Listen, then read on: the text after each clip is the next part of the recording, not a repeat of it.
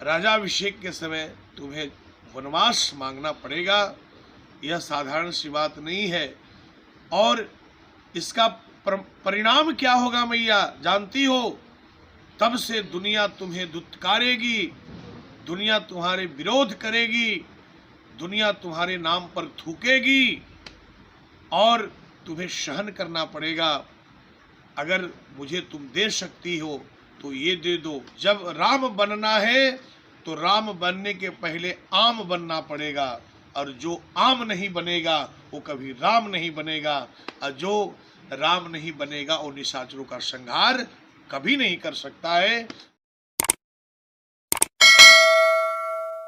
नमस्कार, आप देख रहे हैं विंसम इंडिया और इस वक्त मेरे साथ मौजूद हैं मशहूर कथावाचक संत श्री दिलीप शास्त्री जी महाराज, और आज मैं इनसे कुछ ज्ञान की बातें साझा करने का प्रयास करूंगा। महाराज जी, सबसे पहले आपका स्वागत है। जय सीताराम। आपको बहुत बहुत बधाई हो, क्योंकि आप हमेशा सनातन धर्म के हित में आपने अपने आपका जो न्यूज़ चैनल है विंसम इंडिया, जो पूरे भारतवर्ष में फैला है, और आप हमेशा सनातन धर्म की आवाज़ को उठाते रहते हैं। इसके लिए बहुत बहुत धन्यवाद आपको। आपका बहुत बहुत आभार महाराज जी। महाराज जी, मैं एक बात जानना चाहता हूँ। मर्यादा पुरुषोत्तम श्री रामचंद्र का वनवास हुआ, और इसका पूरा अगर इसको कहें कि श्रेय जो कहता है वनवास जाने का कारण जो है सो माता केकई के सर पे आता है, कि माता केकई के कथनानुसार मर्यादा पुरुषोत्तम श्री रामचंद्र का वनवास हुआ। लेकिन इस बात में कितनी सच्चाई है? मर्यादा पुरुषोत्तम श्री रामचंद्र तो वनवास जाने के लिए ही, राक्षसों का संहार करने के लिए ही इस धरती पर अवतरित हुए थे, परंतु कलंक जो है सो माँ के सर पे लग गई। इससे थोड़ा हम चाहेंगे कि सच्चाई से आप दुनिया को अवगत कराएं कि इसमें माँ का कितना रोल रहा, माँ की उसमें कितनी भूमिका रही, माँ को रामचंद्र जी को वनवास भेजने में कितना सहयोग रहा, चाह करके भेजी या अनचाहे जो हुआ, उस घटना को थोड़ा आप साझा करने का प्रयास कीजिए। आपने बहुत ही सुंदर जिज्ञासा प्रकट किया है। देखिए, हमारे यहाँ लोक परंपरा में यह जनमानस में यह ऐसी प्रसिद्धि है कि जो राम जी का वनवास हुआ, उस वनवास का जो मूल हेतु है कैकेयी मैया है जी। और लोग कैकेयी के नाम पर लोग घृणा करते हैं, इतना घृणा कि जब तक सूर्य और चंद्रमा रहेंगे, जब तक गंगा यमुना की धार रहेगी, जब तक पृथ्वी रहेगा, तब तक आम जनमानस कैकेयी मैया के नाम से घृणा करेंगे। यहाँ तक कि लोग अपने कन्या का नाम भी कैकेयी रखने से हिचकते हैं। लेकिन वस्तुतः शायद लोगों को इस बात का जानकारी नहीं है कि कैकेयी मैया राम जी के वनवास जाने में हेतु रही, या मंथरा रही, या शास्त्र का संकेत है कि सरस्वती मैया मंथरा के मस्तक पर विराजित हो गई, इस कारण से राम जी वनवास गए।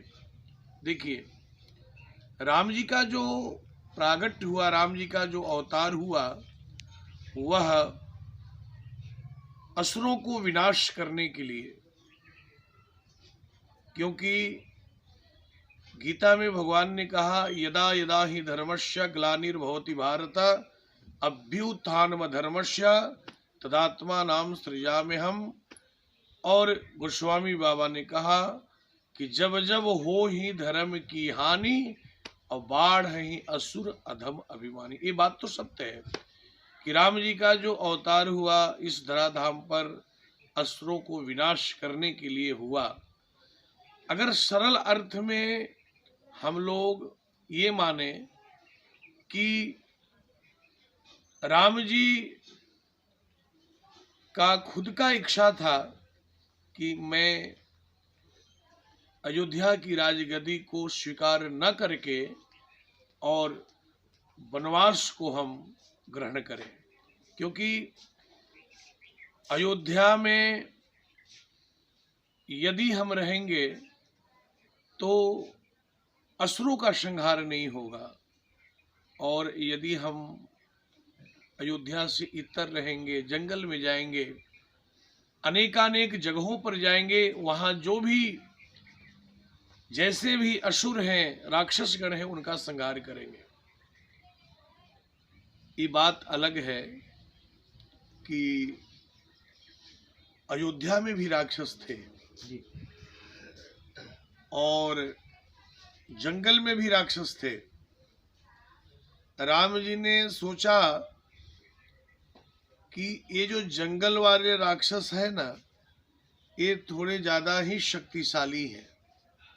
दूसरी बात, ये प्रत्यक्ष स्वरूप से हैं, इनको संहार करने के लिए हमें ही जाना पड़ेगा। लेकिन आप ये कहेंगे कि अयोध्या में भी राक्षस कौन थे? बोले अयोध्या में राक्षस थे जिसका नाम था मंथरा। मंथरा भी एक राक्षणी ही थी। जैसे बक्सर में ताड़का थी, जैसे भगवान कृष्ण के जीवन में जैसे पूतना थी, वैसे ही अयोध्या के लिए मंथरा एक राक्षणी है। तो अयोध्या का जो राक्षस है उसका संहार कोई और हमारा अनुज करेगा। और श्री शत्रुघ्न लाल जी महाराज ने अयोध्या के अंतर्गत जो यह मंथरा रूपी जो राक्षणी है उसको उन्होंने प्रताड़ित किया। और मैं इस विषय पर बहुत ज़्यादा विस्तार में नहीं जाऊंगा, जो मूलभूत हमारा जो जिज्ञासा है वहीं पर आवे। देखिए, आपका जो कहने का तात्पर्य है कि राम जी के वनवास का जो मूलभूत हेतु है कैकेयी है।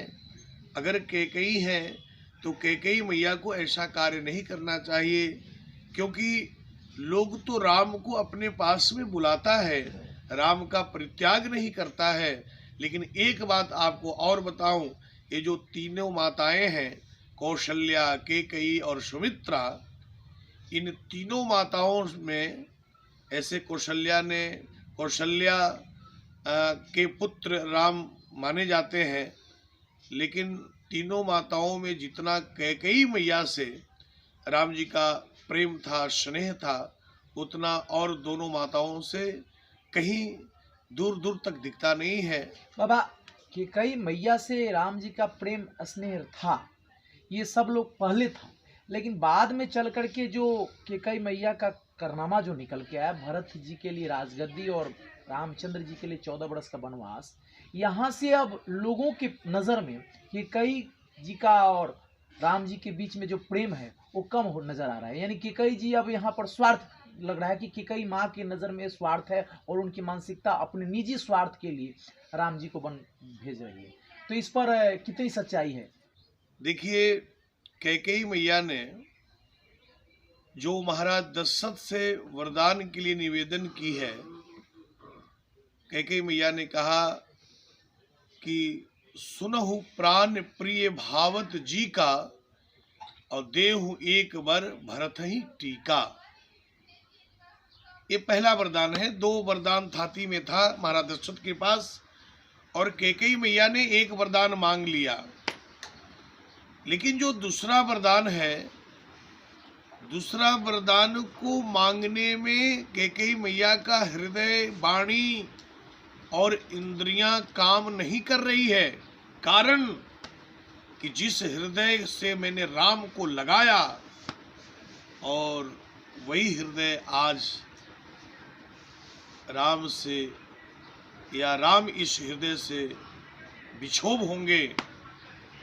जिन इंद्रियों ने राम से स्नेह किया आज वही इंद्रियां राम से अलग होंगे। जिन वाणियों ने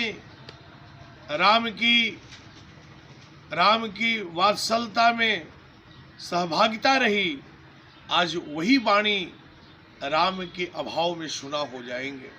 इसलिए थोड़ा शब्द पर ध्यान देने की आवश्यकता है गोस्वामी तुलसीदास जी का कि जब कैकेयी मैया ने दूसरे वरदान को मांगने का मन बना रही है तो उसका न वाणी काम कर रहा है, न इंद्रियां काम कर रही हैं, न हृदय काम कर रहा है।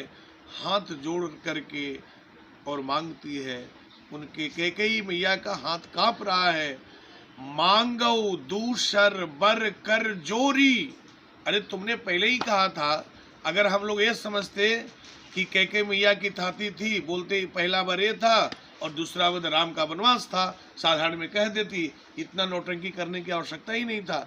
लेकिन देखिए इन्हीं शब्दों में जो गुण रहस्य है वो छिपा है कि मांगऊ दूसर बर कर जोरी पुरवहु नाथ मनोरथ मोरी। अब यह मनोरथ क्या है? मनोरथ जो है यह कैकेयी मैया की मनोरथ क्या है? कैकेयी मैया की मनोरथ है कि आपने गोस्वामी तुलसीदास जी के अन्यान्य ग्रंथों का दर्शन किया होगा, पठन पाठन किया होगा। उसमें जो रामचरितमानस के इतर ग्रंथ हैं जैसे गीतावली, दुहावली, विनय पत्रिका, इन प्रसंगों का वहाँ पर जिक्र किया गया है कि बाल काल में चारों भाई जितना समय कौशल्या माता के साथ में नहीं देते थे उतना कैकेयी मैया के साथ में देते थे। और बचपन में लुका चोरी की खेल होती है जिसमें व्यक्ति एक दूसरे का आँख को बंद करता है अपने हाथों से और उसमें बंद करने वाले व्यक्ति को अगर पहचान नहीं होती है तो वह व्यक्ति हार महसूस करता है, उसकी हार होती है। और हारने वाला व्यक्ति को जो जीतने वाला जो कहता है वो बात स्वीकार होती है। राम जी ने कैकेयी मैया के आँख मिचौली खेल के क्रम में उन्होंने आँख को बंद किया। कैकेयी मैया पहचान नहीं पाई। राम जी ने कहा मैया तू तो हार गई आँख मिचौली का खेल। तो बेटा बोले मैं तुमसे कुछ मांगने वाला हूँ मैया। ऐसा नियम था कि जो हारता था वो मांगने वाले को देता था। तो मैया ने कहा कि बेटा राम जो मांगना है मांगो। तो राम जी ने कहा कि मैया मैं कोई छोटी बात नहीं मांगने वाला, छोटी चीज़ नहीं मांगने वाला, बहुत बड़ी चीज़। अंत में मैया ने कहा बेटा तुम तो हमारे लिए इतने प्रिय हो, इतने प्रिय हो, इतने प्रिय हो कि मैं अपना प्राण तक भी तुम्हें दे सकती हूँ। राम जी ने कहा मैया उससे भी बड़ी वस्तु मांग रहा हूँ। बोले बेटा तुम तो व्यंग कर रहे हो। नहीं मैया सत्य कह रही हूँ, तुम दोगी ना जो मांगूंगा? बोले हाँ बेटा। तो मैया मेरे नाम का शपथ खाओ, मेरे नाम का शपथ खाओ।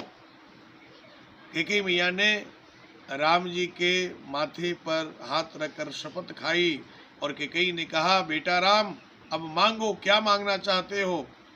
राम जी ने कहा कि मैं वो चीज़ मांगने जा रहा हूँ जो आज तक दुनिया में किसी ने किसी को दिया नहीं है और न तुम्हारे बाद कोई देगा, वो वस्तु। बेटा छोटी मुँह बड़ी बात किए जा रहे हो, मांगो।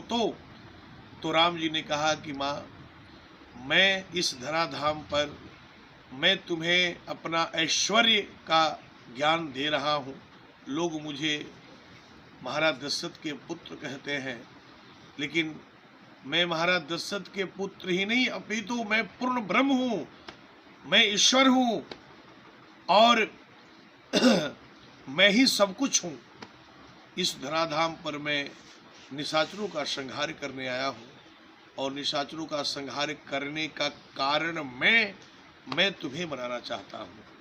क्या करना पड़ेगा? कैकेयी मैया ने कहा, राम जी ने कहा कि पिताजी मुझे जुआवस्था में, मैं जानता हूँ क्योंकि मैं सर्वज्ञ हूँ, जुआवस्था आएगा तो पिताजी मुझे अयोध्या का जुवराज बनाएंगे और जब मैं जुवराज बन जाऊंगा तो इस धराधाम के निशाचरों का वध नहीं कर पाऊंगा। तो मैया तुम्हें यही करना होगा कि जिस समय हमारी राजगद्दी होगी, क्योंकि मेरे पिताजी जितना तुमसे प्रेम करते हैं उतना किसी से नहीं करते हैं, ये मुझे पता है। और जो तुम कहोगी पिताजी से, वो कौशल्या मैया की बात को ठुकरा सकते हैं, वो सुमित्रा मैया की बात को ठुकरा सकते हैं, लेकिन मुझे पता है मैया कि कैकेयी मैया की बात को कभी महाराज दशरथ नहीं ठुकराएंगे। और निशाचरों का संहार करने में अगर कोई मैया सहयोग करेगी वो कैकेयी मैया है। तुम्हें करना पड़ेगा। तो तुम्हें राजाभिषेक के समय तुम्हें वनवास मांगना पड़ेगा। यह साधारण सी बात नहीं है। और इसका परिणाम क्या होगा मैया जानती हो? तब से दुनिया तुम्हें दुत्कारेगी, दुनिया तुम्हारे विरोध करेगी, दुनिया तुम्हारे नाम पर थूकेगी और तुम्हें सहन करना पड़ेगा। अगर मुझे तुम दे सकती हो तो ये दे दो। कैकेयी मैया ने कहा, बेटा ये बहुत बड़ी बात है, लेकिन मैंने तुम्हारी शपथ खाया है और मैं ऐसा जरूर करूँगी। इसी बात को गोस्वामी तुलसीदास जी के चौपाई में ये शब्द जो है वो संकेत कर रहे हैं कि मांगऊ दूसर बर कर जोरी और पूरवहु नाथ मनोरथ मोरी। मेरी मनोरथ थी, मेरी कामना थी कि राम निशाचरों का संहार करे। और एक जो सबसे बड़ी मनोरथ थी वो ये है कि राम जब तक अयोध्या में रहेगा वो राम नहीं हो सकता। राम जब तक अयोध्या में रहेगा वो महाराज दशरथ का पुत्र ही कहलाएगा, वो युवराज ही कहलाएगा, वो राम नहीं कहलाएगा। मेरी मनोरथ है कि राम राम होवे। तो राम राम कैसे होगा? जब राम बनना है तो राम बनने के पहले आम बनना पड़ेगा, और जो आम नहीं बनेगा वो कभी राम नहीं बनेगा, और जो राम नहीं बनेगा वो निशाचरों का संहार कभी नहीं कर सकता है। तो मेरे कहने का तात्पर्य कि कैकेयी मैया ने जो किया वह निंदनीय कार्य नहीं था। हम तो कहते हैं कि कैकेयी मैया ने जो किया किसी ने नहीं किया। कैकेयी मैया तो वंदनीय है। कैकेयी मैया निंदनीय नहीं, कैकेयी माता तो वंदनीय है और उनके चरणों को मैं सत सत प्रणाम करता हूँ। जय सीताराम। देखिए, जैसा कि बाबा के मुख से सुने कि कैकेयी मैया को पूरी दुनिया कलंकित करती रही है, और इतिहास गवाह है और आने वाला समय भी बताएगा कि आने वाला समय में कोई भी इंसान अपनी कन्या का नाम कैकेयी नहीं रखता है, ये श्रापित है। और वो बताए भी है कि कैकेयी एक ही थी और फिर एक ही रहेगी, कोई दूसरा नहीं हो सकता है। लेकिन कैकेयी के पीछे आज तक भगवान अपने भक्त के लिए सब कुछ त्याग दिए हैं, अपना मान सम्मान सब कुछ परित्याग कर दिए हैं। लेकिन एक कैकेयी मैया जो थी भगवान के लिए अपना सब कुछ त्याग कर दी है। तो कैकेयी मैया सचमुच वंदनीय है। आज तक सभी लोग आम जनमानस की ये अवधारणा है कि कैकेयी मैया कलंकित हुई है और कैकेयी मैया के कथनानुसार राम जी का वनवास हुआ है, मगर इसमें सच्चाई कुछ और रहा। जो सच्चाई बाबा के मुख से मैं अपने चैनल के माध्यम से साझा करने का प्रयास किया। आप देख रहे हैं विंसम इंडिया। कमेंट में प्रतिक्रिया जरूर दीजिएगा। जय श्री राम।